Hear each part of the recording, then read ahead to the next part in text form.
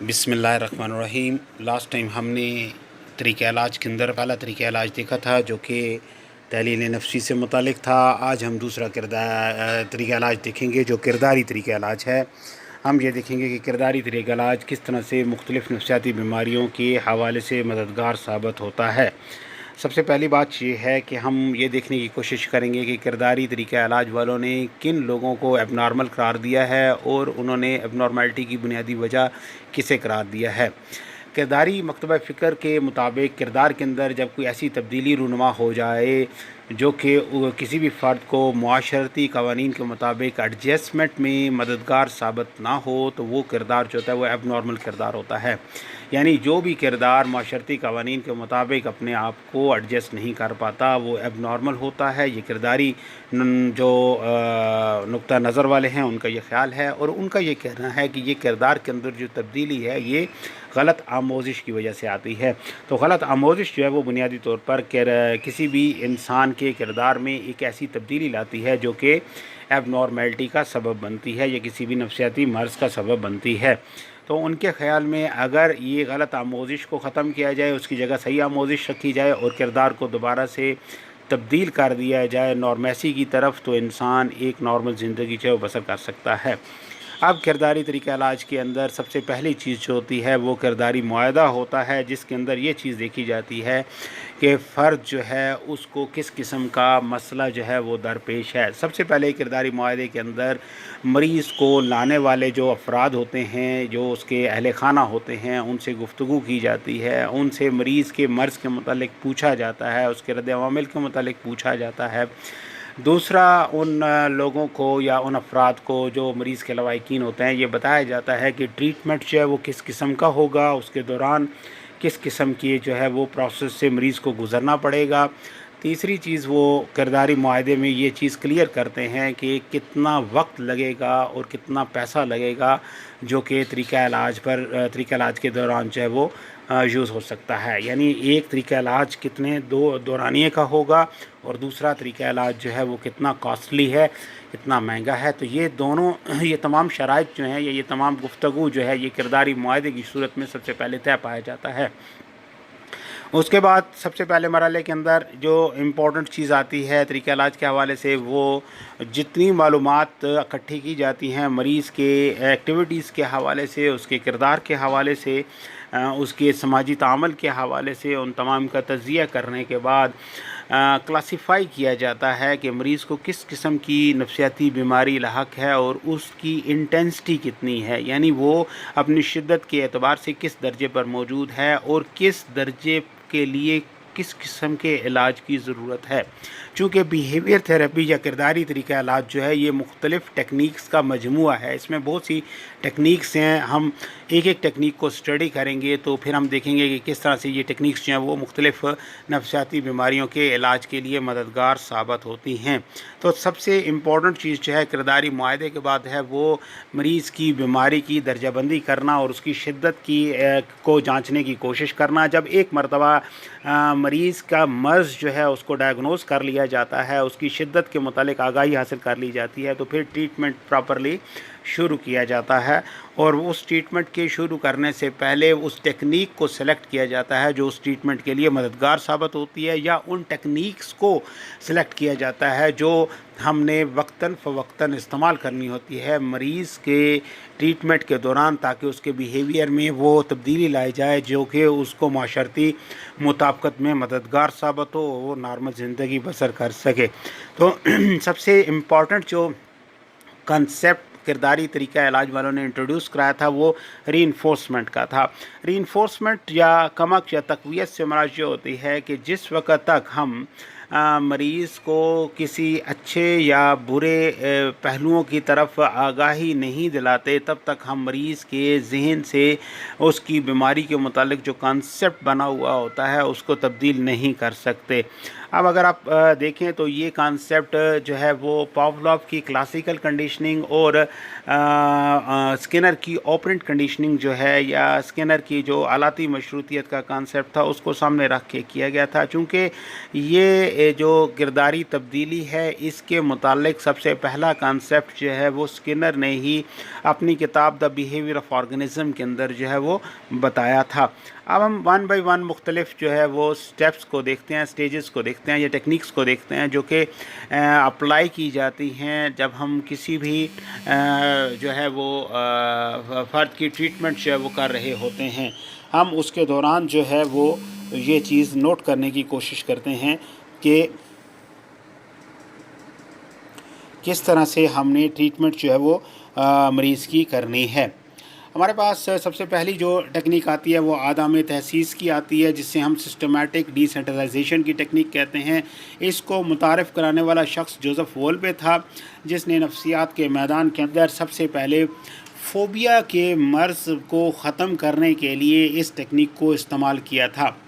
عدم تحسیس سے کیا مراد ہوتی ہے؟ عدم تحسیس سے مراد ہوتی ہے سٹیپ وائز فرد کو ایک ایسی سچویشن کی طرف لے کر جانا جو کہ اس کے لیے تشویش پیدا کرتی ہے۔ میں آپ کو ایک چھوٹی سی اگزامپل دیتا ہوں۔ مثال کے طور پر اگر کوئی شخص جو ہے وہ ہائیڈروفوبیا کا شکار ہے، یعنی اسے پانی کا خوف ہے، تو سسٹمیٹک ڈی سینٹرلائزیشن کی ٹیکنیک یا عدم تحسیس کا جو یہ طریقہ ہے، اس کے اندر ہم کیا کریں گے؟ ہم سب سے پہلے مریض کو کہیں گے کہ وہ پانی کے متعلق سوچے، اگرچہ کہ پانی اس کے پاس موجود نہیں ہے، اور ہم یہ چیز دیکھنے کی کوشش کریں گے کہ پانی کو سوچنے کی وجہ سے اس کے اندر کتنی انگزائٹی، تشویش یا ٹینشن پیدا ہوتی ہے۔ اس کے بعد ہم اسے دور سے پانی دکھائیں گے اور یہ کہیں گے کہ اس کے لیول آف انگزائٹی کو جج کرنے کی کوشش کریں گے۔ اگر وہ ان دونوں سٹیجز پہ اینکشیس نہیں ہوتا، انگزائٹی کا شکار نہیں ہوتا، تو ہم اسے آہستہ سے پانی کی طرف لے کر جائیں گے، اور آہستہ آہستہ جب اسے ہم پانی کی طرف لے کر جائیں گے تو ہم اس لیول کو نوٹ کرنے کی کوشش کریں گے جہاں وہ انگزائٹی کا شکار ہو جاتا ہے۔ پھر ہم اس پوائنٹ پر رک جائیں گے اور اس کی ٹریٹمنٹ جو ہے وہ اسی سینس میں جاری رکھیں گے کہ اس کو بار بار اس پوائنٹ تک ضرور لائیں گے جہاں پر وہ انٹینسٹی جو ہے وہ فیل کرنا، انگزائٹی فیل کرنا شروع کرتا ہے، وہاں پہ وہ ٹینشن فیل کرنا شروع کرتا ہے۔ اس کے بعد ہم اسے جو ہے وہ آگے لے کر چلیں گے، اور ایک وقت وہ آئے گا کہ ہم اس کے اندر سے یہ گریجولی سٹیپ وائز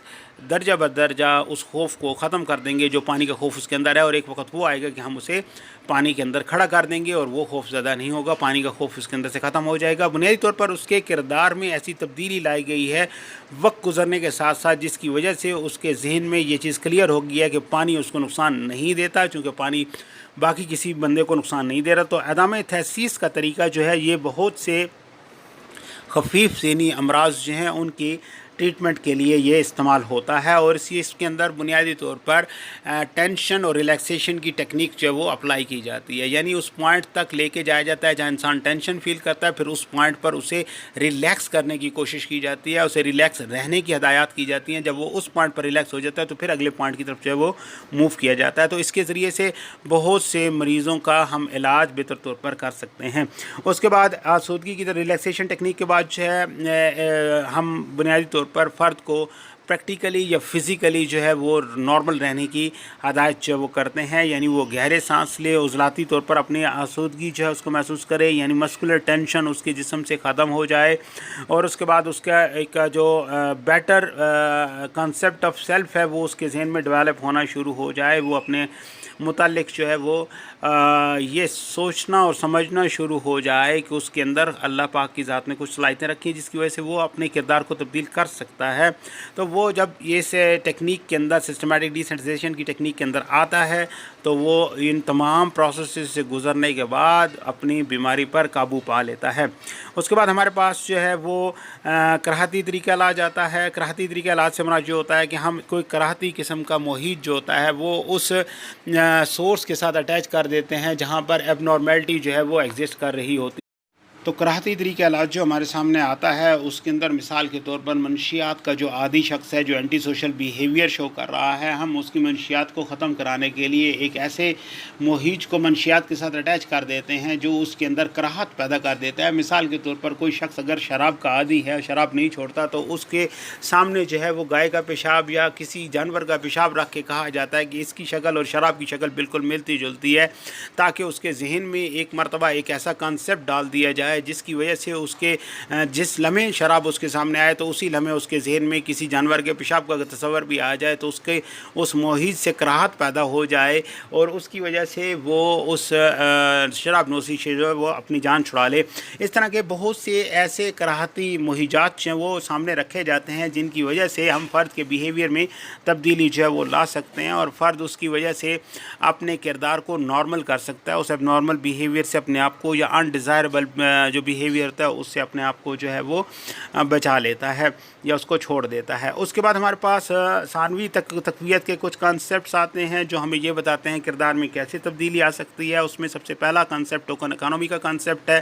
یعنی مختلف ٹوکنز فرد کو دیے جاتے ہیں اور اسے یہ کہا جاتا ہے کہ اگر تم اپنے کردار کے اندر واضح طور پر تبدیلی پیدا کرو گے جو کچھ عرصے کے بعد سائیکالوجسٹ نوٹ کرے گا، تو اگر وہ تبدیلی واضح ہوئی تو ٹوکن کے اوپر جو آپ کو انعام لکھا گیا ہے وہ انعام آپ کو دے دیا جائے گا۔ یعنی فرد کو بنیادی طور پر موٹیویٹ کیا جاتا ہے کہ وہ اپنے کردار کو خود سے تبدیل کرے اور ایک لالچ دے دی جاتی ہے انعام کی جس کی وجہ سے وہ اپنے کردار کو تبدیل کرنے کے بعد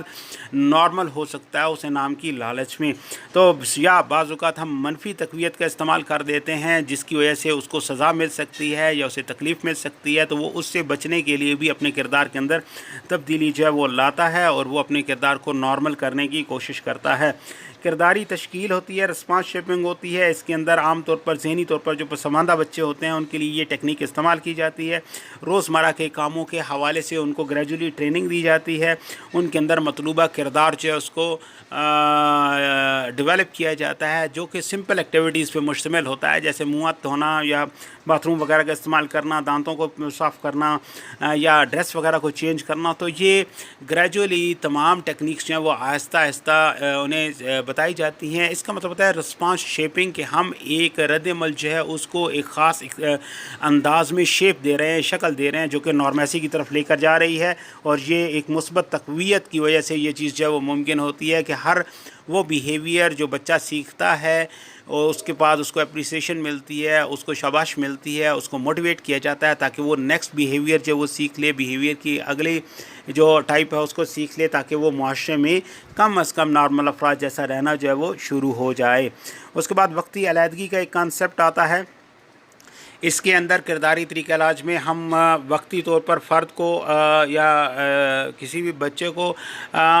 کچھ وقت دے دیتے ہیں جس ٹائم پنشمنٹ کے طور پر، جس میں وہ اپنا خود سے انالیسس کرنا شروع کرتا ہے کہ اس کے بیہیویئر میں کون سی خرابی تھی جس کی وجہ سے اسے یہ پنشمنٹ دے دی گئی۔ عام طور پر یورپ کے اندر یہ ٹیکنیک بہت زیادہ اپلیکیبل ہوتی ہے اور بچپن سے یہ اپلیکیبل ہوتی ہے کہ جب کوئی بچہ شرارت کرتا ہے تو اسے اس کے والدین کچھ دیر کے لیے ایک علیحدہ سیپریٹ جگہ پہ بھیج دیتے ہیں، یا کمرے میں اس کو ایک کرسی پر بٹھا دیا جاتا ہے یا اس کو اس کے اپنے کمرے میں 1 یا 2 گھنٹے کے لیے بند کر دیا جاتا ہے، یعنی اس نے وہاں سے باہر نہیں نکلنا ہوتا، اسے یہ سجیسٹ کر دیا جاتا ہے۔ اس کے نتیجے میں کیا ہوتا ہے، یعنی یہ وقتی علیحدگی ہوتی ہے، وہ 1 گھنٹہ یا 2 گھنٹہ وہاں جب بیٹھتا ہے اور بوریت کا شکار ہوتا ہے تو وہ یہ سوچتا ہے کہ اس نے کس قسم کی خرابی پیدا کی ہے جس کی وجہ سے اسے اس قسم کی پنشمنٹ ملی ہے،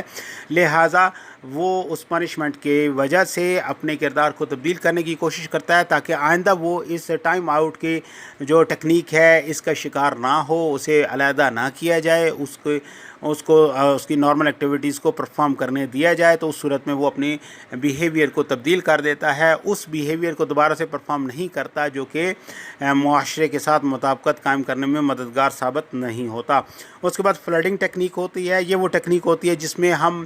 مریض کو یکلخت ایک ایسے ماحول میں لے جاتے ہیں جو اس کے لیے تکلیف دہ ہوتا ہے، پریشان کن ہوتا ہے۔ مثال کے طور پر اگر کوئی شخص جو ہے وہ اس کے اندر زوفوبیا موجود ہے، یعنی جانوروں کا خوف ہے، اور وہ بھی پیٹس کا خوف ہے، یا گھر میں جو پالے ہوئے جانور ہیں ان کا خوف ہے، مثال کے طور پر بھیڑ بکریوں کا اسے خوف ہے، تو بھیڑ بکریاں جو ہیں ان کو یہ جو خوف ہوتا ہے اس کے اندر انسان کی حالت بہت خراب ہو جاتی ہے، فوبیا میں اس کی سوچنے سمجھنے کی صلاحیت متاثر ہو جاتی ہے، اس کا پورے جسم سویٹنگ یعنی پسینہ وہ پیدا کرنا شروع کر دیتا ہے، اس کا گلا خشک ہو جاتا ہے،